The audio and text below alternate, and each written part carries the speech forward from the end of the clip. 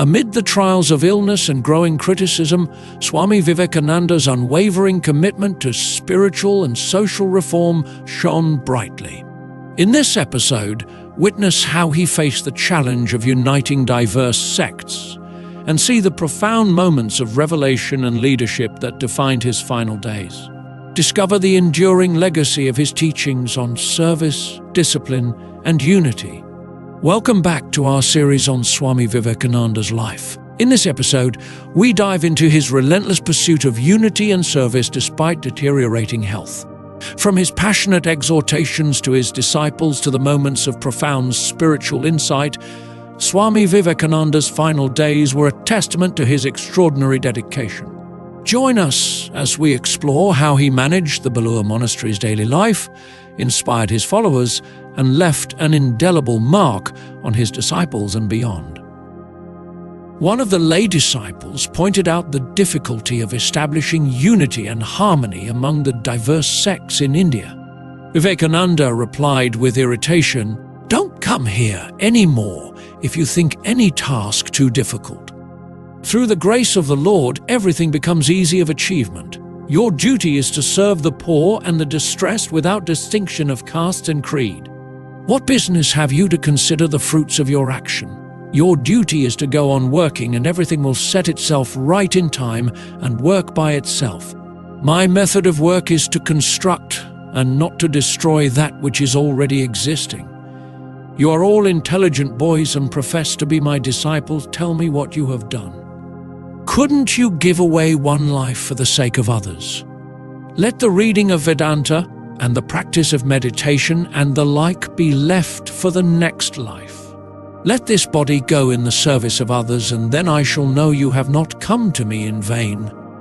A little later he said, "After so much tapasya, austerity, I have known that the highest truth is this: He is present in all beings. These are all the manifested forms of Him. There is no other God to seek for. He alone is worshipping God who serves all beings." In this exhortation is found Vivekananda's message in all its vividness. These words are addressed to India and the Western world alike. The West too has its pariahs. He who exploits another man, near or distant, offends God and will pay for it sooner or later. All men are sons of the same God, all bear within them the same God. He who wishes to serve must serve man, and in the first instance, man in the humblest, poorest, most degraded form. Only by breaking down the barriers between man and man can one usher in the kingdom of heaven on earth. There were moments when Vivekananda felt gloomy. His body was wasting away, and only a few young men came forward to help him in his work. He wanted more of them who, fired with indomitable faith in God and in themselves, would renounce everything for the welfare of others. He used to say that with a dozen such people, he could divert into a new channel the whole thought current of the country. Disregarding his physical suffering, he constantly inspired his disciples to cultivate this new faith. Thus we see him one day seated on a canvas cot under the mango tree in the courtyard of the monastery. Sannyasins and brahmacharins about him were busy doing their daily duties. One was sweeping the courtyard with a big broom. Swami Premananda, after his bath, was climbing the steps to the shrine. Suddenly Swami Vivekananda's eyes became radiant. Shaking with emotion, he said to a disciple, "Where will you go to seek Brahman? He is immanent in all beings.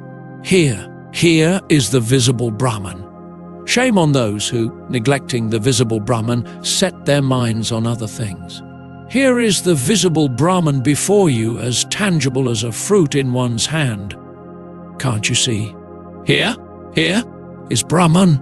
These words struck those around him with a kind of electric shock. For a quarter of an hour they remained glued to the spot as if petrified. The broom in the hand of the sweeper stopped. Premananda fell into a trance. Everyone experienced an indescribable peace. At last the Swami said to Premananda, "Now go to worship." The brother disciples tried to restrain the Swami's activities, especially instruction to visitors and seekers, but he was unyielding. "Look here," he said to them one day. "What good is this body? Let it go in helping others. Did not the Master preach until the very end? And shall I not do the same? I do not care a straw if the body goes. You cannot imagine how happy I am when I find earnest seekers after truth to talk to.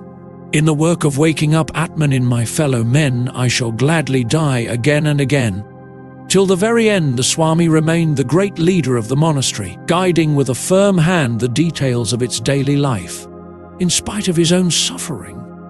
He insisted upon thorough cleanliness and examined the beds to see that they were aired and properly taken care of. He drew up a weekly timetable and saw that it was scrupulously observed. The classes on the Vedas and the Puranas were held daily, he himself conducting them when his health permitted.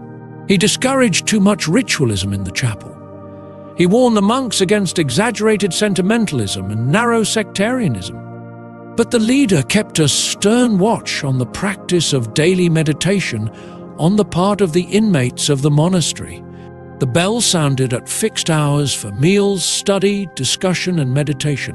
About 3 months before his death, he made it a rule that at 4 o'clock in the morning, a handbell should be rung from room to awaken the monks. Within half an hour, all should be gathered in the chapel to meditate. But he was always before them. He got up at 3 and went to the chapel, where he sat facing the north, meditating motionless for more than 2 hours. No one was allowed to leave his seat before the Swami set the example. As he got up, he chanted softly, "Shiva, Shiva." Bowing to the image of Sri Ramakrishna, he would go downstairs and pace the courtyard, singing a song about the Divine Mother, or Shiva. Naturally, his presence in the chapel created an intense spiritual atmosphere. Swami Brahmananda said, one at once becomes absorbed if one sits for meditation in company with Narain. I do not feel this when I sit alone. Once, after an absence of several days on account of illness, he entered the chapel and found only 2 monks there. He became annoyed. In order to discipline the absentees, he forbade them to eat their meals at the monastery. They had to go out and beg their food. He did not spare anyone, even a beloved brother disciple, for whom he cherished the highest respect and who happened to be absent from the chapel that morning. Another day he found a brother disciple, Swami Shivananda, in bed at the hour of meditation. He said to the latter, "Brother, I know you do not need meditation. You have already realized the highest goal through the grace of Sri Ramakrishna. But you should daily meditate with the youngsters in order to set an example to them." From that day on, Shivananda, whether ill or well, always communed with God during the early hours of the morning. In his old age, when it became physically impossible for him to go to the chapel, he used to sit on his bed for meditation. But the Swami, preoccupied as he was with the training of his Indian disciples, never forgot his Western ones. Their welfare, too, was always in his thought and prayer. In our next episode, we will explore Swami Vivekananda's personal letters written in the final months of his life. These letters provide a unique perspective on his inner thoughts, his relationships with friends and disciples, and his preparations for the end. Join us as we uncover these intimate glimpses into the life of a great spiritual leader, revealing his enduring spirit and heartfelt communication. Thank you for listening till the end. Please subscribe, turn on the notifications, like, comment, and share with your friends. This will help more listeners to discover our channel and content.